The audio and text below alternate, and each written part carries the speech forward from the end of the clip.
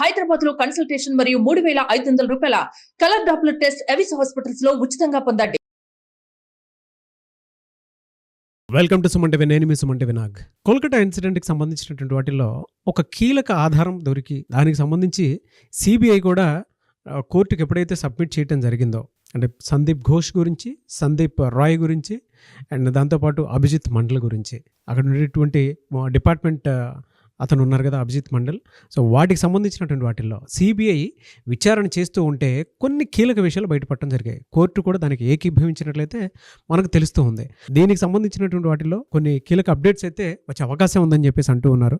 So అవేంటనేది ఈ రోజు మనతో పాటు హైకోర్టు అడ్వకేట్ రవీంద్రనాథ్ గారు ఉన్నారు. వారి మాటలు తెలుసుకుందాం. Hello sir. హాయ్ అండి నాగరాజ్ గారు. సార్, చాలా మందికి హోప్ క్రియేట్ చేసేటువంటి న్యూస్ ఏదైనా ఉంది అని అంటే ఇప్పుడు మీరు రివీల్ చేయబోయేటువంటి న్యూసే చాలామందికి అంటే దీంట్లో సరికొత్త న్యాయం జరిగే అవకాశం ఉంటుంది అని చెప్పడంలో ఏమాత్రం సందేహం లేదని చెప్పేసి చెప్పొచ్చు. ఇప్పుడున్నటువంటి అప్డేట్స్ ప్రకారం కనుక మనం చూస్తే అండి, సిబిఐ ఇచ్చినటువంటి కీలక విషయాలు ఏంటి, ఇప్పటి వరకు ఉన్నటువంటి అప్డేట్స్ ఏంటి సార్ దీని మీద? నాగరాజ్ గారు, మన భారతదేశ అధికారిక చిహ్నం 3 సింహాలు. ఆ కింద ఒక వర్డ్ రాసి ఉంటుంది, సత్యమేవ జయతే అన్న వర్డ్. బహుశా న్యాయస్థానంలో కూడా కింద వర్డ్ కనిపిస్తుంది, సత్యం జయిస్తుందని. ఎప్పటికైనా సత్యం జయిస్తుంది. ఈ విషయం మరొకసారి మనకి Calcutta rape and murder case సంబంధించి ఈ సత్యమేవ జయతే అన్న వర్డ్ ఏదైతే ఉందో, అన్నటువంటి సూక్తి ఏదైతే ఉందో, అది మరొకసారి నిదర్శనం అవుతుంది. ఎందుకు ఈ మాట చెప్తున్నానంటే నాగరాజ్ గారు, నిన్న సిబిఐ యొక్క దర్యాప్తు సంస్థల యొక్క కీలకమైనటువంటి విషయాలు, ఎంత కీలకమైన విషయాలంటే మొత్తం ఎంటైర్ ఈ స్టోరీ సంబంధించి ఏదైతే ఉందో, అభయ సంబంధించినటువంటి విషయం ఏదైతే ఉందో, దానికి సంబంధించి ఒక నిగూఢమైనటువంటి, ఒక రహస్యమైనటువంటి, ఒక గుహ్యమైనటువంటి ఒక విషయం వెలుగులోకి వస్తుంది. అదే సత్యం జయిస్తుంది.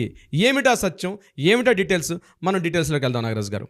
అందులో భాగంగా ముఖ్యంగా సిబిఐ దర్యాప్తు సంస్థలు గడచిన కొద్ది రోజులుగా మన సందీప్ ఘోష్ గారి ఇంటి మీద దాడి చేశారు. ఇంటి మీద దాడి చేసినప్పుడు కొన్ని కీలకమైనటువంటి పత్రాలు లభించాయి. అందులో మనం చెప్పుకున్నాం, సుమారుగా 288 పేజీలు సరిపోయినటువంటి ఒక ఆర్టీఐ పత్రాలు వెలుగులోకి వచ్చాయి అని చెప్పి. అంటే ఎవరైనా సరే సమాచార హక్కు చట్టం ప్రకారం ఏదైనా ఒక ఇన్ఫర్మేషన్ తెలుసుకోవాలని చేస్తే దానికి సంబంధించి గవర్నమెంట్ డిపార్ట్మెంట్స్ ఆ యొక్క ఇన్ఫర్మేషన్ రిలీజ్ చేయడం ఈ యొక్క సమాచార హక్కు చట్టం యొక్క రూల్స్ అండ్ రెగ్యులేషన్స్. కానీ దారుణమైన సంఘటన ఏమిటంటే, ఎవరైతే ఇన్ఫర్మేషన్ కావాలని చెప్పి వేశారో వాళ్ళ యొక్క ఫస్ట్ కంప్లైంట్ లెటరు అట్లాంటివి కొన్ని సుమారు 288 లెటర్లు సంపాదించి అట్లాంటివి ఈయన ఒక ఇంట్లో లభించాయి. దీనికి సంబంధించి సిబిఐ వాళ్ళు అవన్నీ వెలుగులో తీసుకొస్తే విస్తుపోయి నిజం ఏంటంటే, అందులో మ్యాక్సిమం ఉన్నవి ఎవరైతే అభయ్ అని చెప్తున్నామో అభయ్కి సంబంధించిన కొన్ని కంప్లైంట్ లెటర్స్ ఉన్నట్టుగా సిబిఐ వాళ్ళు కన్ఫర్మేషన్ చేయనట్టుగా చెప్తున్నారు విషయానికి. అంటే అభయ సంబంధించి, సందీప్ ఘోష్ యొక్క అక్రమాలకు సంబంధించి, ఆయన యొక్క అవినీతి ఆరోపణలకు సంబంధించి ముందుగా అభయ సస్పెక్ట్ చేశారు అన్న విషయం ఎలా కన్ఫర్మ్ చేశారు అంటే సిబిఐ వాళ్ళు, దీనికి నేను ఇప్పుడు చెప్పబోయే విషయం దీనికి బలాన్ని చేకూరుస్తుంది నాగరాజ్ గారు.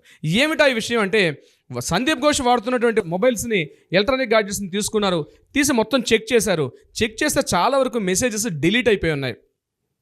ముఖ్యంగా వాట్సాప్ మెసేజెస్ అన్నీ కూడా డిలీట్ అయిపోయి ఉన్నాయి. ఆ డిలీట్ అయిపోయిన మెసేజ్ని వీళ్ళు ఏం చేశారంటే, మనకున్నటువంటి టెక్నాలజీ పరంగా ఆ వాట్సాప్ యొక్క అధికారిక సభ్యులు ఎవరైతే ఉంటారో, సంస్థలు ఉన్నారో, ముఖ్యంగా సుప్రీంకోర్టు ఆజ్ఞ ఇచ్చిందంటే ఎవరైనా ఇన్ఫర్మేషన్ చెప్పాల్సిందే. అయితే ఈ వాట్సాప్ చాట్లోను టెక్స్ట్ మెసేజ్లోను ఉన్నటువంటి సుమారుగా కొన్ని వందలాది మెసేజ్లు అందులో ఉన్నాయి. కొంతమందితో మాట్లాడే ఇన్ఫర్మేషన్ అంతా అందులో దాగి ఉంది. సో దాన్ని ఏం చేశారంటే డీకోడ్ చేశారు. మొత్తం వాట్సాప్ చాట్ మెసేజ్ని కూడా డీకోడ్ చేశారు. అందులో వాయిస్ మెసేజెస్ ఉన్నాయి, టెక్స్ట్ మెసేజెస్ ఉన్నాయి, రకరకాల మెసేజెస్ ఉన్నాయి. డీకోడ్ చేస్తే అందులో ఒక విస్తుపోయి ఒక్క వార్త మాత్రం మన బయటకు వచ్చింది. చాలా విషయాలు సిబిఐకి ఒక వెలుగులోకి వచ్చాయి, కానీ ఒక న్యూస్ మాత్రం వెలుగులోకి వచ్చింది. ఆ ఒక మెసేజ్ మాత్రం బయటకు రిలీజ్ అయింది. ఏమిటా మెసేజ్ అంది మీతో పంచుకుంటాను నాగరాజ్ గారు. డెఫినెట్గా అండి, ఈగర్లీ వెయిటింగ్ అండి. అది యాక్చువల్గా ఒక బెంగాలీ వర్డ్లో ఉంది. సందీప్ ఘోష్ వేరే వాళ్ళతో మాట్లాడుతున్నాడు. అది బెంగాలీలో ఎలా ఉందంటే, మీటాకుబ్ బాడాబడి కోర్చి, మీటాకుబ్ బాడాబడి కోర్చి. ఇది యాక్చువల్గా బెంగాలీలో ఉన్నటువంటి ఒక వర్డ్, ఒక వాయిస్ సందీప్ ఘోష్ పక్క వాళ్ళతో మాట్లాడుతున్నట్టుగా ఉన్నటువంటి ఒక వాయిస్ మెసేజ్ దాంట్లో దొరికింది. దాని మీనింగ్ ఏమిటి అని డీకోడ్ చేస్తే మనం ఇంగ్లీష్లో చెప్పాలంటే, the girl crossed her limits, the girl crossed her limits. దాన్ని ఇంకా చెప్పాలంటే, ఆమె చాలా దూరం వెళ్ళింది, ఆమె తన హద్దులు దాటింది అన్న వర్డ్ని మనం తెలుగులో ట్రాన్స్లేట్ చేసుకోవచ్చు. ఇక్కడ the girl crossed her limits, బెంగాలీలో మీటా కుబ్ బాడాబడి కోర్చి అన్న వర్డ్. దీని మీనింగ్ ఏమిటి? ఇక్కడ గర్ల్ ఎవరు, ఎవరికి చెప్తున్నారు, ఈ మెసేజ్ ఎవరికి ఫార్వర్డ్ చేశారు, ఇవి సిబిఐ యొక్క దర్యాప్తులో క్లియర్గా ఉన్నాయి. బట్ మనకి ఇంకా అందలేదు ఇన్ఫర్మేషన్ సంబంధించి. అయితే మనకు దొరికినటువంటి ఇన్ఫర్మేషన్ ప్రకారం దీన్ని మనం డెవలప్ చేసుకుంటూ వెళ్తే తెలిసిన విషయం ఏమిటంటే, ఇది అభయ అన్నటువంటి అమ్మాయి సంబంధించి ఈమె ఎక్కడైతే ఈ పల్మనాలజీ డిపార్ట్మెంట్ ఎక్కడైతే ఉందో ఇక్కడ ఇస్తున్నటువంటి మెడిసిన్స్ అన్నీ కూడా చాలా వరకు నాణ్యత లేనటువంటి మందులన్నీ కూడా సప్లై చేస్తున్నారు. ఈ మందులు ఇవ్వడం వల్ల చాలామంది రోగులు తమ యొక్క స్వస్థత అంటే తమ రిలీఫ్ కాలేకపోతున్న మెడిసిన్స్ అని చెప్పి ఒక లెటర్ పెట్టడం జరిగింది. హాస్పిటల్కి ఈ మెడిసిన్స్ మీరు ఏవి ఇస్తున్నారు, మెడిసిన్స్ కరెక్ట్గా లేవని చెప్పి కంప్లైంట్ పెడితే అధికారులు ఆమె యొక్క పత్రాన్ని బుట్టదాఖలు చేశారని, దీని మీద చాలా అలిగేషన్స్ ప్రయత్నం చేశారు. అయినప్పుడు కూడా ఎవరు పట్టించుకోలేదు. అయితే ఈమె చాలా రిపోర్ట్స్ కంటిన్యూ పెడుతుందని ఈ విషయం మెల్లమెల్లగా అక్కడ ఉన్నటువంటి సందీప్ ఘోష్, ఎవరైతే ప్రజెంట్ మాజీ ప్రిన్సిపాల్గా ఉన్నటువంటి సందీప్ ఘోష్ ఆయన యొక్క నోటీసులోకి వెళ్ళిందని, సందీప్ ఘోష్ ఆమెను పిలిపించి మందలించాడని, అయినప్పుడు కూడా ఆమె వినలేదు.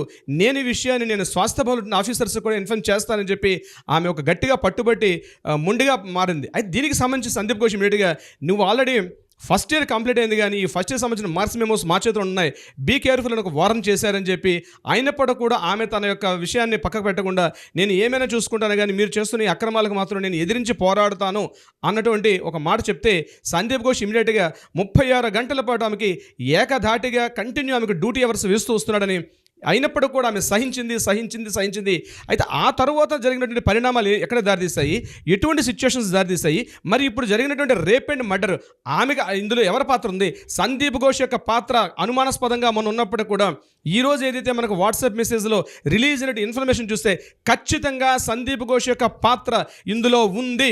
ఈ రేప్ అండ్ మర్డర్లో ఈ ఖచ్చితంగా సందీప్ ఘోష్ యొక్క పాత్ర ఉంది. అయితే తను డైరెక్ట్గా ఇన్వాల్వ్ అయ్యాడా లేకపోతే ఎవరినైనా ప్రేరేపించాడా, ఇందులో ఎవరెవరు వ్యక్తులు పార్టిసిపేట్ చేశారన్నది బహుశా మనకి నెక్స్ట్ ఎపిసోడ్లో మనకు తెలిసే అవకాశం ఉంటుంది నాగరాజు గారు. అయితే సంజయ్ రాయ్ అనే వ్యక్తి కేవలం ఒక జస్ట్ ఇన్స్ట్రుమెంటేనా సంజయ్ రాయ్, లేకపోతే సంజయ్ రాయ్కి సంబంధం ఉందా? అయితే ఇప్పుడు దొరికినటువంటి ఆధారాలను బట్టి మనం పరిశీలిస్తుంటే సంజయ్ రాయ్ కేవలం జస్ట్ ఒక ఇన్స్ట్రుమెంట్ మాత్రమే. యాక్చువల్గా జరిగిందంతా కూడా చేసిందంతా కూడా సందీప్ ఘోష్ ఇతనితో పాటు ఉన్నటువంటి మరికొంతమంది కీలకమైనటువంటి డాక్టర్ల యొక్క బృందం ఈ యొక్క విషయంలో కొంత పార్టిసిపేట్ చేశారని మనకు తెలియకనే తెలుస్తుంది మనకి ఇప్పుడు అందరి న్యూస్ ప్రకారం. ఇందులో ముఖ్యంగా ఈయన యొక్క అవినీతి ఆరోపణలు ఏవైతే ఉన్నాయో, ఈయన చేసినటువంటి చాలా అవినీతి ఆరోపణలు, ముఖ్యంగా హ్యూమన్స్ ట్రాఫికింగ్ అంటే స్త్రీల యొక్క హ్యూమన్ ట్రాఫికింగ్ కావచ్చు, లేకపోతే అవయవాల స్మగ్లింగ్, దానికి సంబంధించిన డాక్యుమెంట్స్ కూడా ఈయనకి ఆఫీసులో ఉండాల్సిన చాలా డాక్యుమెంట్స్ ఈయనకి ఇంట్లో దొరకడం, ముఖ్యంగా అవయవాల స్మగ్లింగ్ సంబంధించి ఏవైతే కొంతమంది సంప్రదింపులు జరిపినట్టుగా ఉన్నటువంటి పేపర్స్ కూడా ఈయన ఇంట్లో కీలకంగా దర్యాప్తు దొరికింది. దీని మీద ఈడీ వాళ్ళు కానీ సిబిఐ వాళ్ళు అట్ ద సేమ్ టైం చేస్తుంటే ఈ విషయాల్లో చాలా విస్తుపోయి నిజాలు. అందుకే సిజేఐ చంద్రచూడ్ గారు ఒక మాట అన్నారు, దర్యాప్తులో కీలకమైనటువంటి మమ్మల్ని కలవరపెట్టే అంశాలు చాలా వరకు ఉన్నాయి అని ఏదైతే మాట్లాడడం జరిగిందో, బహుశా మనకు అందిన న్యూస్ ప్రకారం చూస్తుంటే బహుశా రేపు October 1 ఏదైతే ఈ ట్రయల్స్లో భాగంగా రిలీజ్ చేసే న్యూస్ డెఫినెట్గా ఒక సంచలనాలకు నాంది కాబోతుంది. మరి ఆ రోజు రిలీజ్ చేస్తారా, సందీప్ ఘోష్ని పూర్తిగా నిందితుడిగా మాట్లాడతారా? ఇప్పటివరకు A1A2గా ఉన్నటువంటి సందీప్ ఘోష్ చివరికి ఆయన ఏ రకంగా ట్రయల్స్ ఫేస్ చేస్తాడు, ఇతనికి సంబంధించి సిబిఐ ఇంకా ఎటువంటి విస్తుగొలిపి విషయాలు బయటపడుతుందని మనం వెయిట్ చేస్తే అర్థమవుతుంది నాగరాజు గారు. మీరు చెప్తుంటే నిజంగా సినిమాని తలపించినటువంటి అంటే అంతకు మించి రియాలిటీలో మన కంటి ముందు కనిపించడం అనేది చాలా బాధాకరం అండి. మీరు అలా మాట్లాడుతుంటే నాకు ధ్రువ అని రామ్ చరణ్ గారిది ఒక సినిమా ఉంది, అందులో అరవింద్ స్వామి గారి క్యారెక్టర్ ఒకటి ఉంటుందన్నమాట. యాజ్ ఇట్ ఈజ్ అంటే ఇప్పుడు మీరు చెప్పిన క్వాలిటీస్ అన్నీ సందీప్ ఘోష్లో యాజ్ ఇట్ ఈజ్ కనిపిస్తాయి. అంటే ఆ విలన్ క్యారెక్టరిస్టిక్స్ అన్నీ కూడా అంటే ఎంత పకడ్బందీగా ఒక మర్డర్ని చేసేటప్పుడు కానివ్వండి, లేదంటే సాక్ష్యాలను తారుమారు చేసే విధానంలో కానివ్వండి. అందుకే కోర్టు కూడా ఏకీభవించి సాక్ష్యాలను తారుమారు చేశారని చెప్పేసి అభిజిత్ మండల్ని 30th వరకు జ్యుడిషియల్ కస్టడీలోకి ఇచ్చారు.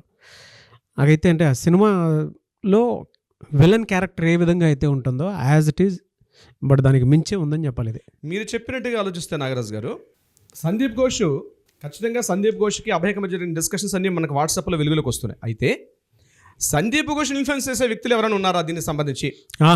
డిఎన్ఏ వ్యక్తి ఎవరు మనం మాట్లాడుకుంటున్నాం, డిఎన్ఏ కీలకమైన వ్యక్తి. ఎందుకంటే ఒక పర్సన్, ఒక కాలేజీ ప్రిన్సిపాల్ ఒక వ్యవస్థలను నడిపే అంత సిస్టమ్ని నియంత్రించగలిగే అంత వ్యవస్థ కలిగి ఉంటుంటే డెఫినెట్గా ఉండే అవకాశం అయితే లేదు, డెఫినెట్గా ఉండదు. ఒక కాలేజీ ప్రిన్సిపాల్ అతను టెండర్స్ విషయంలో కానీ, at the same time certificates విషయంలో, స్టూడెంట్స్కి ఇచ్చే సర్టిఫికేట్స్ విషయంలో కూడా చాలా విషయాల్లో ఇతను ఎంత ఇన్ఫ్లుయెన్స్ చేస్తాడో, అంటే వ్యవస్థని నియంత్రించగలిగిన శక్తి కలిగి ఉంటాడంటే డెఫినెట్గా ఉండే అవకాశం లేదు.